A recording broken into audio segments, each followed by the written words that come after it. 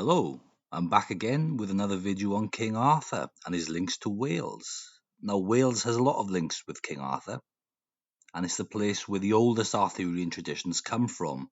The landscape is full of names that evoke the tradition and the name of Arthur.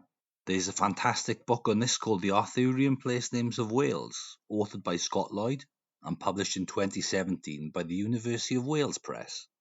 I have to say that I've learned loads from this book, both on the location of Arthurian places, but also on the historiography of the entire Arthurian tradition. So this is the first book review that I'm doing, but as anyone will know from seeing my previous videos, that I have a keen interest in Arthurian places too, so why not start with a subject close to my heart? So I've already looked at places such as King Arthur's Palace in Gower, the Mynydd Baden connection with Arthur's greatest victory, the Battle of Baden, and on the locations mentioned in Breuddwyd Rhonabwy. So was this book any good for researching those topics? This is something that I'll be answering in this video. The author is Scott Lloyd, who is a well-known author and has written other books on the Arthurian tradition in Wales. I've previously read and enjoyed his volume called The Lost Legend of Arthur, co-authored with Steve Blake, in which they essentially suggest that Arthur was very much a real Dark Age Welsh warlord with historical connections to Gwynedd. I know that Scott Lloyd has done at least one other volume on Arthur, a book called The Keys to Avalon, again with Steve Blake. I haven't read this yet, but looking at the blurb, the author seems to propose the historical basis for the legendary Avalon. But the difference between those books and the Arthurian place names of Wales is that Scott Lloyd is not suggesting a historical Arthur this time. He's sort of ignoring the whole question of historicity, actually. It's not about proving or disproving Arthur's authenticity. The purpose of the book is to explore the earliest attestation for each Arthurian place name in Wales and examine the sources in which the earliest note of the name appeared. And there are plenty of names to go through. As I previously said, there are strong associations with Arthur in Wales, and Welsh places come up both in native traditions and in the Arthurian literature of other countries. And this aims to be a comprehensive list of them all. The author's definition of an Arthurian place is quite broad. He defines it as the places in Wales either associated with the figure of Arthur or containing the name Arthur. So an Arthurian place name, by the author's definition, would seem to be somewhere that has the name Arthur in it or somewhere associated with the figure of Arthur.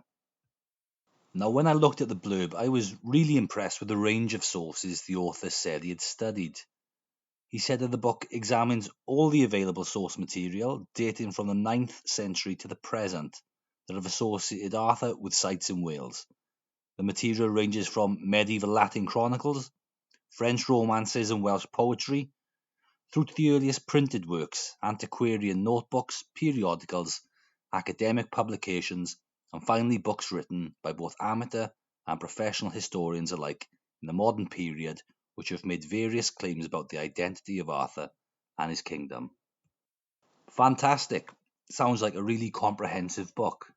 It's split into 3 parts, the longest part being a summary of the literature, with excellent contextual notes that gives detailed description and analysis. The author presents the long historiography of Arthur in Wales in a clear and engaging way.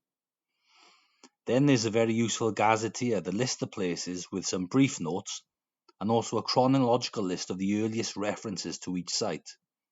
Overall, the information is presented really well.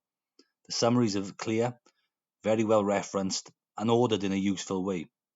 This is a scholarly book that analyses the sources well. So let's give you some of the highlights. Well, there's Arthur's early appearance in the Historia Brittonum, where he's credited as leading 12 battles and styles a Dux Bellorum, leader in battles, which seems to evoke the Latin Vulgate version of the Old Testament description of Joshua as Dux Belli, leader in battle.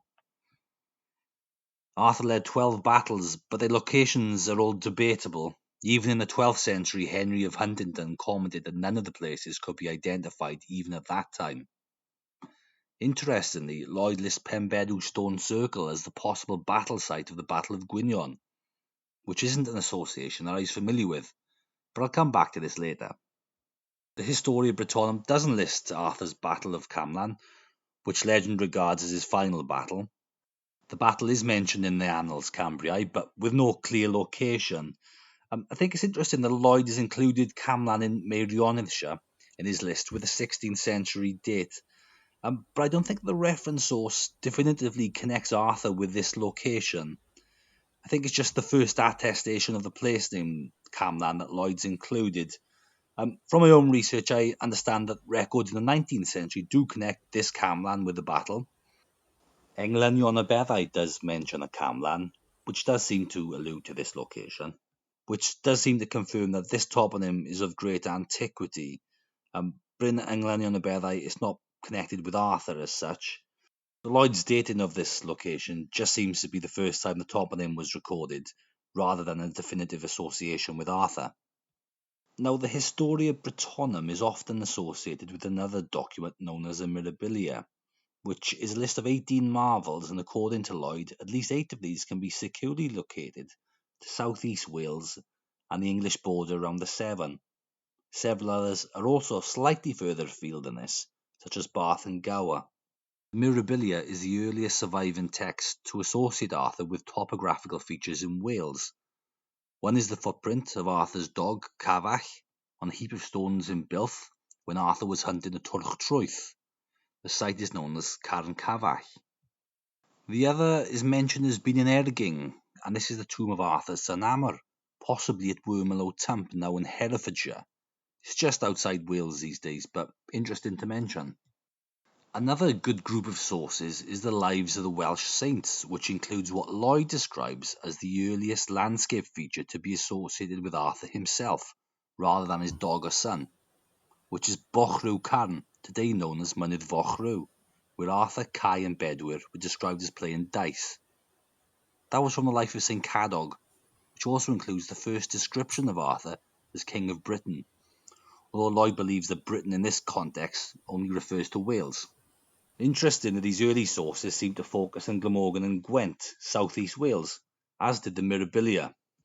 This area is also the location of possibly the most famous securely locatable Arthurian site, Caerleon on Usk. This was the location of King Arthur's court in the Historia Regum Britanniae by Geoffrey of Monmouth, which really took Arthur to the next level. It was a very popular work in the medieval era and connects Arthur with sites across Britain, but only really Caerleon in Wales. Lloyd describes this work as the single most important event in the dissemination of the Arthurian legend, which transformed Arthur from a minor hero in Wales to the central figure of the most popular legendary cycle of the Middle Ages. Caerleon was also mentioned by Gerald of Wales, who also mentioned Cadair Arthur for the first time, Arthur's chair, which often appears on the oldest maps, now known as Pen y Fan, famous mountain in South Wales that seems to have lost this name now. Okay, so following the success of Geoffrey of Monmouth's Historia Regum Britanniae, Arthur became a particularly popular figure in French romances. Over 500 manuscripts survive and many translations into other languages too. There are often mentions of Galles and more specific place names in Wales and topographical features too. Grail quests are another popular aspect of the Arthurian associated works, some of which also identify places in Wales. Then we have Welsh language texts, and some of these are in our oldest manuscripts. They're difficult to date, but the oldest poetry, known as Hen Gerdd, mentions Arthur several times, but the references lack topographical details that would allow us to localise him. One of the most interesting references to Arthur comes from Trioedd Ynys Prydain, the Welsh triads. Arthur is mentioned as Pen Teirned in Mynyw, Cehywig yng Nghernyw, and Penrhionedd yn y Gogledd. Only one of these toponyms is securely locatable, Mynyw, present-day St David's. Previously, I've mentioned the debate on the location of Cernyw. It's surprisingly difficult to locate. I'm not going to bring it all up again now, but if you're interested in that, have a look at my video on Breuddwyd Drenaboy. Towards the end of the video, I go into the possible locations of Cernyw in more detail. Cehywig yng Nghernyw is also the location of Arthur's court in Cilwch Olwen, a celebrated prose text that also names many Arthur-connected locations across South Wales as part of a bow hunt. The only other medieval prose text to discuss Arthur is Breuddwyd Rhonabwy, which I've previously discussed in detail. There's a great deal of toponymic and topographic descriptions to localise Arthur to the area around Buttington in Welshpool. Scott Lloyd is really clear on the sources to locate this site, and I fully agreed with his analysis when I came to researching this myself. I was surprised that he hadn't included some of these locations in his list and gazetteer, as they seem to be securely locatable and associated with Arthur, such as when he's mentioned as sitting on an ynys below Rhyd y Groes yr Hafren. These are well-known references, though. One I wasn't familiar with was the reference by the late 13th century poet Bleddyn Fardd. Waed rhaeadr baladur o Lyn Belly, gwaewdr fel Arthur wrth Garfenlli. It's not entirely clear whether the line refers to Arthur or Dafydd, son of Griffith ap Llywelyn, but let's give it the benefit of the doubt that it does actually refer to Arthur. If so, the Caerfenlli in question refers to the hill fort of Foelfenlli in the Clwydian Hills. Okay, so Arthur seems to have been generally accepted as a real historical figure in the medieval period. Doubts seem to have crept in the early 16th century. Polydor Virgil fiercely challenged traditional British history, including the authenticity of Arthur and the Trojan origin of Britain. Virgil's criticism provoked considerable controversy and offence, but actually gave a big shot in the arm to the recording of Arthurian place names. A lot of the earliest attestation of Arthur-associated place names comes from proponents of the traditional narrative, as they answered the skeptics with scholarly output. Leland was one who defended the historicity of Arthur.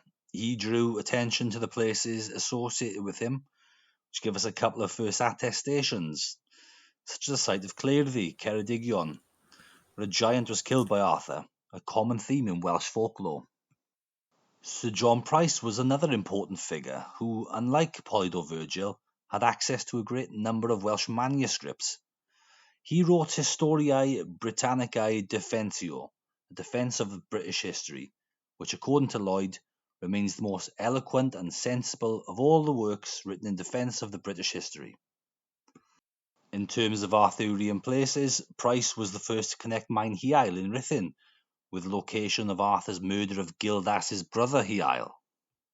This was something built upon by the chronicler Ellis Griffith, also a defender of British history, but whose work includes many unique variation on the Arthur story, including the story of Arthur dancing round in women's clothes in Rhuthun.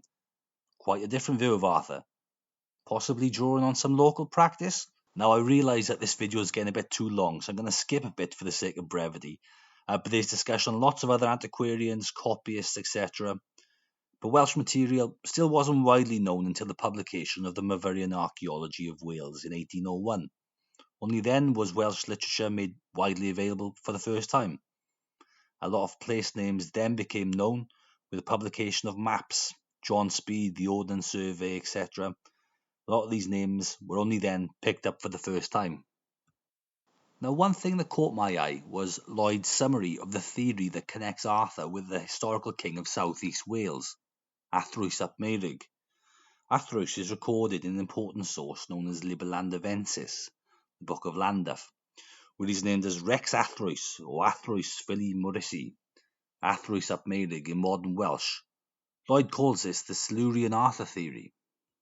So was Athrwys Arthur? Lloyd focuses on the printing error in the transmission of the Liber Landavensis, where certain later copies included a misprint of Athrwys as Arthwys.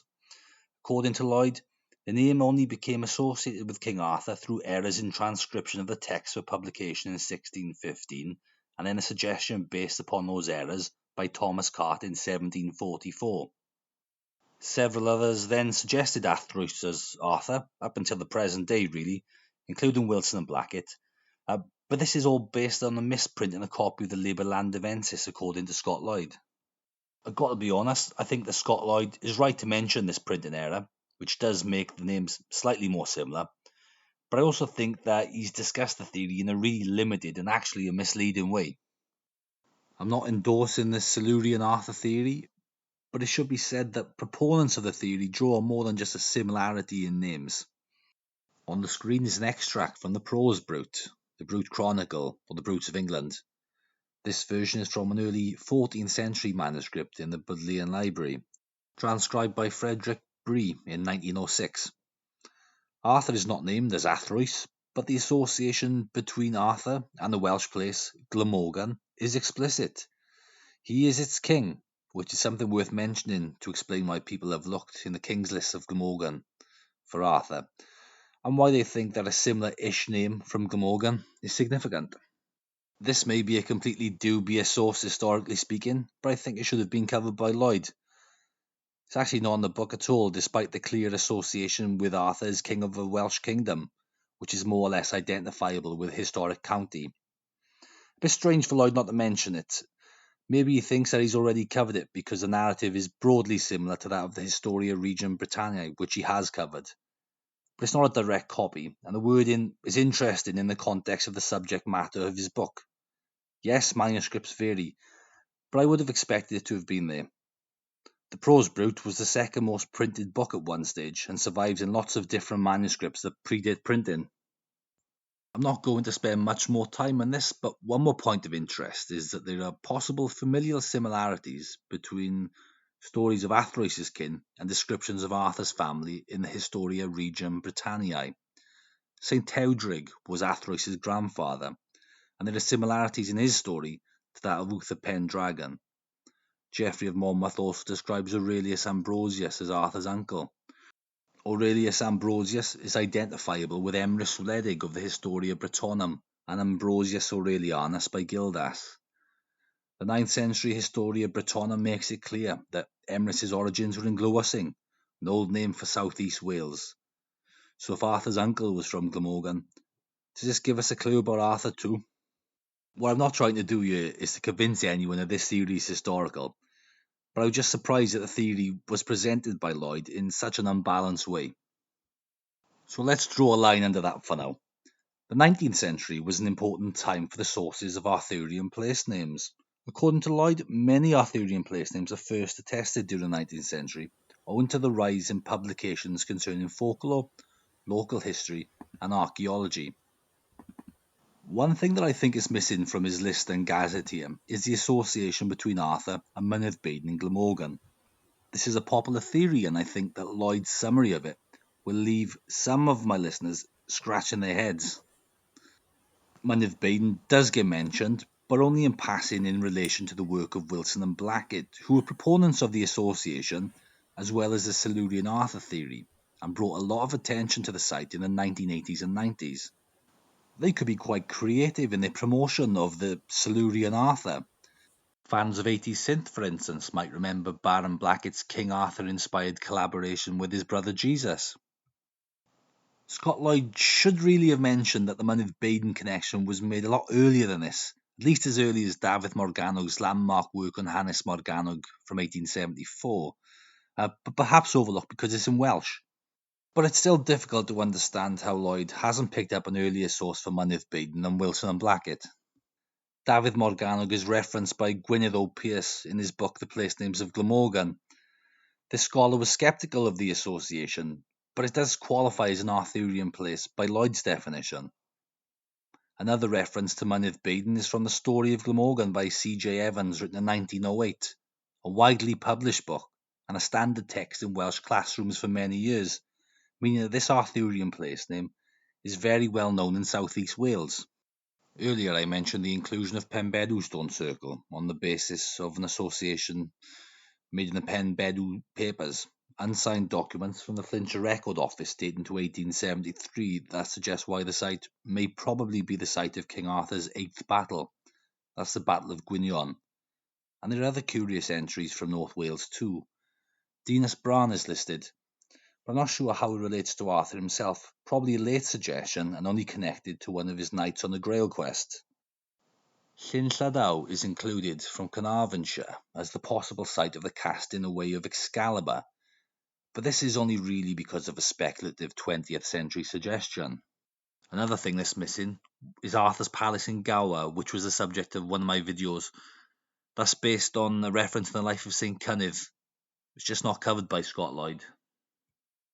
I could go on, but I wouldn't want to overshadow what is otherwise an excellent book. Essential reading for anyone with an interest in Arthur. I've learned a great deal about Arthurian places and the wider tradition. The book is easy to read, well referenced, and informative, but the author seems to favour locations in North Wales, which means that it's not quite the comprehensive volume that the author seems to have intended.